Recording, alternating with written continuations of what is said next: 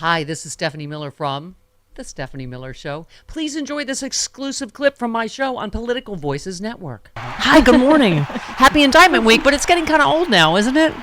Every week's Indictment Week. Yeah, it's not a surprise anymore, but good morning. It's lost that new car smell. I love the new indictment. I haven't taken down my third indictment decoration. I read your tweet yesterday. Hilarious.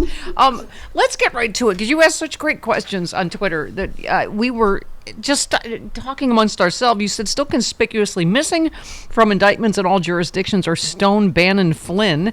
Are they cooperating, unindicted, to get them to flip on each other, or have they yet again slipped out of harm's way? Someone was speculating that Flynn is this 20th unnamed co-conspirator in Georgia. What do you think? Yeah, it's either Flynn or Patrick Byrne. Remember the Overstock CEO that dated Maria Butina for a while? Yes. Got caught in the honey trap. It's so, this is, I couldn't write this if Right. I were a television show writer. And by the way, that was Kimberly Guilfoyle. Yes. Why does she form sentences like Cindy Brady? Right. Yes. John Gotti never got even had 4 indictments at once. Like, Sorry, I dropped one of my vitamins. That's hilarious. It's true. It is true. But I'm like, what? Yeah, why does she think? Right? And then remember, they called him the Teflon Don until, right, we said, like, seems like justice was never coming, and then it came all at once. I'm like, I don't think you wanted to bring up John Gotti, who died in prison. yeah, I mean, besides the obvious, her sentence structure. Yes. Yeah, it's just, Yes. your syntax is just Yes, her syntax awful. is very Cindy-ish. Someone else tweeted why Lindsey Graham hasn't been indicted. Your thoughts on that? So, yeah, I mean, yeah, there is a lot of more shoes to drop, aren't there? What do you think in terms of Meadows specifically, Graham, and then, obviously Stone, Bannon, Flynn? I've always thought the members of Congress would be tougher because of the speech or debate clause. And I know, and I am with you, that I disagree, that it is not part of your job as in the government to overthrow the government. But, just like he avoided trying to, argue about the First Amendment or free speech by not charging incitement, I think maybe everybody's trying to avoid having to deal with the speech or debate clause and losing that case against somebody like Lindsey Graham or Marjorie Taylor Greene. So, well, the other thing you had tweeted, we were also talking about, you said important if Meadows or anyone successfully moves the Georgia case to federal court, it's still Fani Willis's office that prosecutes. It's still tried under Georgia's state laws. Its conviction still can't be pardoned by a president. So I guess that's important, but it is sort of infuriating, right, that some legal experts are like, well, he likely will win on that. And but again, you're like, you don't even have to be a lawyer to go, how is that part of your official duties to follow illegal orders regarding a coup? Yeah, no, it doesn't make any sense. And the government and the Department of Justice have said this multiple times when people have argued, public authority defense. Well, I just went to the Capitol because the president told me to. Or when, people have argued, like Mo Brooks, when he said that speech I gave at the Ellipse was part of my job. And the DOJ and the courts came back and said, no, sir, overthrowing the government cannot be part of your job in the government. It's not. Yeah. It doesn't work that way. Yeah. Speaking of votes, I loved Harry Littman, our shared legal lad, said, if this becomes the story of the rise and fall of the American experiment, we will point to the minute when McConnell decided not to vote for impeachment as the most important missed opportunity to salvage our democracy.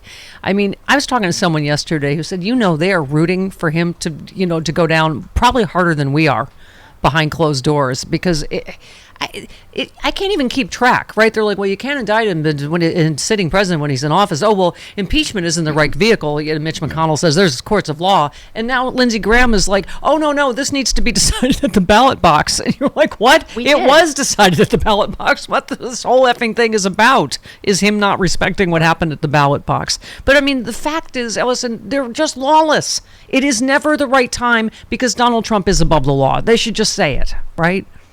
Absolutely. And if not, if Harry Littman, I would like to respond to my friend Harry, if not the end of the experiment that we call the United States of America, certainly the end of the Republican Party. Right. And that within themselves, they can blame themselves for that. They've had 9,862 off-ramps. Right. between the escalator and today. Right. And many of them still haven't taken that off-ramp. And so when the GOP implodes, as Lindsey Graham predicted it would, if they nominated Donald Trump, we'll destroy ourselves and we'll deserve it. And that tweet is still up. And I think it's because he's hedging his bets so that one day he can go, look, I was right. Oh, see, I told you. Yeah. Yeah, exactly. You retweeted Kyle Cheney, who said the documents showed Twitter mounted an unprecedented effort to impede the search warrant by notifying Trump, prompting an incredulous Judge Beryl Howell to wonder if Elon Musk was trying to cozy up to him. I mean, once again, these bastards just think they're above the law, and it does not apply to them. I mean, and again, it's another thing that may F Trump is that, like I was saying, he probably thinks DMs are, in invisible ink or they're like decoder rings, and no one would ever find them, right? Be sure to drink your Ovaltine. Yeah, it's that whole Twitter thing. By the way, hey, Matt Taibbi, where are you? Yeah. Yeah. This is a big story. Yeah. You also retweeted Jocelyn Benson, who said, hot take, it's the coordinated and illegal effort seeking to overturn a legitimate presidential election in 2020 that moved America to this precipice, not the subsequent pursuit of legal accountability for said effort. Wanted to ask you about Tristan Snell, again, our legal lad, said Georgia and Michigan have now started prosecuting Trump conspirators. Arizona, Nevada, New Mexico, Pennsylvania, and Wisconsin need to follow suit. That's the other thing this brings up for me, isn't it? Is that you go, yeah, let's go. All of the states this happened in need to prosecute this, right? Well, all of the states that don't have a Republican attorney general who's trying to cover up for the Republican Party and trying not to break it in half, which is what's going to happen. But I think Arizona should go next. We just elected a whole new slate of fabulous women to run that state. And so they are investigating. They have hired special prosecutors. And I don't know why some states get more attention than others, but I think it's just as important as what Fani Willis was investigating down in Fulton County, what they're going to do in Arizona. New Mexico and Pennsylvania, a little bit different because they hedged their bets and put in their certificate that we aren't actually the duly elected electors here unless some court turns over the election results. Then we're the electors. So they actually hedged their bets with that language, which really upset like John Eastman and I don't know, we need to come up with a name for this whole coup group. The Ku Klux Klan? The coup crew. The coup crew. Yeah. You tweeted first, in order for votes to have been flipped from Trump to Biden, there'd have to be an equal dip in Trump votes to make up for, oh my God, she's going to prison. That graph, first of all, it looks like some weird, like Hitchcock side view of Donald Trump. Yeah. Yes. Sorry. But mathematically, it makes no sense. Right. Wait, can you play 19? I don't know. Some of the stuff that's on tape, it's just so helpful that they did everything on TV and on Twitter. This would be Sidney Powell, who is, many have said is... Well, yeah. Many. It's been organized and conducted with the help of Silicon Valley people, the big tech companies, the social media companies, and even the media companies. And I'm going to release the Kraken. Okay. Okay. All right. Alrighty then. Oh, dear. I mean, I love just about how many times the word lunatic was used in and around. I think it was Rudy Giuliani who actually released the Kraken on Jenna Ellis. Yes, yes. The fart Kraken. Thank you. Was that a fart joke? Mm-hmm. A toilet plume. Yeah, I can smell those from a mile away. So... Allison, we were sort of speculating just all the, logistics because they have till next Friday to turn themselves in. Yeah, and I'm a Peanuts fan, so I was hoping they would all be at once, like in one little pack, just, you'd hear the Snoopy music. Right. Yeah, and Rudy Giuliani, right, Pigpen last.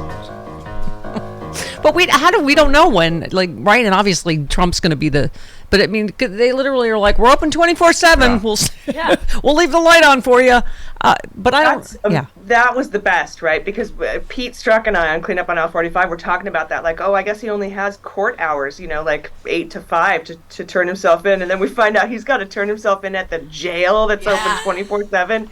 And it's like, well, what time do you want me to come? We don't care. You come whenever you want. It's open. Come, like, no appointment for you. It's like Motel 6. Appointment for security reasons. But that was like the funniest thing to me. Just, come into and that jail isn't a nice place. No. Yeah. Right? Like, Democrats have been fighting to improve conditions in that jail for a very long time. Yeah. And then watch, all of a sudden, the Republicans are very interested in improving the conditions in prison because it's peopled largely with Republicans now. Law of unintended consequences. Okay. So Republicans against Trump tweeted, state crimes cannot be pardoned by the president. Georgia governor has no pardon power. RICO conviction carries a mandatory minimum 5 years in prison. Donald Trump is heading to prison. Good night, America. Now, our naysayer, Chris LaVoie, still is one of the Trump will never go to prison people. Boo. He'll be convicted. Boo. I just don't think he's going to prison. Boo. Where are you on this, Allison? I think his greatest threat of going to jail is in Georgia because of the things that you just mentioned. Although it is parolable, but Fani Willis during her press conference said she was not going to be recommending that. But it is truly up to the judge. And I just don't see that happening. But we have to remember back in the Watergate days, Ehrlichman and John Dean went to prison. Not prison, but a safe house on a military base. They had been with Secret Service. So there's other options here besides prison or Mar-a-Lago ankle bracelet. I've always been leaning toward he'd probably be on home confinement because of his Secret Service issues. But I truly believe there's a way to imprison him, and I truly, honestly believe and will fight and be loud about the fact that he needs to be incarcerated. Yeah, because that is he is innocent until proven guilty. Yeah. That's funny. That's a good one. You're so funny. My favorite, your friend Harry Dunn, who we love, Capitol Police Officer, said, hey, Rudy Giuliani and Jeff Clark, unblock me before you go to jail. I want to offer thoughts and prayers. Did you see Jenna Ellis' thoughts and prayers herself? What? Oh, I did see that. Aw, that's precious. Okay. Yeah. Like, I don't know what's going to happen, but God will take care of me. it. Okay. Sure. Okay. Well, good luck with that. Yeah, I mean, what's your take on? Obviously, without the pardon being available, clearly these indictments are designed to have people start flipping, right? I mean, and a lot of them are out of money, like she is, like Giuliani is. Yeah, well, I gave a lot of these folks too much benefit of the doubt. I was like, surely they're not so stupid that they would risk 5 years of mandatory prison for this person. But then when their names were announced, lo and behold, they are that stupid.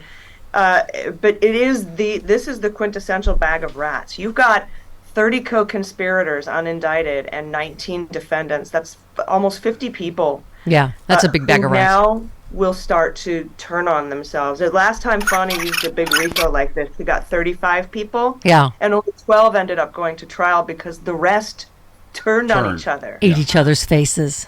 Ate each other's faces in the bag of rats. We're going to see. We love you, Allison Gill. I love your beans and your aisle 45 and every Jack and it's just Jack. She's an industry. She's not just a woman. She's a myth. She's a legend. She's an industry. I love you. Goodbye. I love you.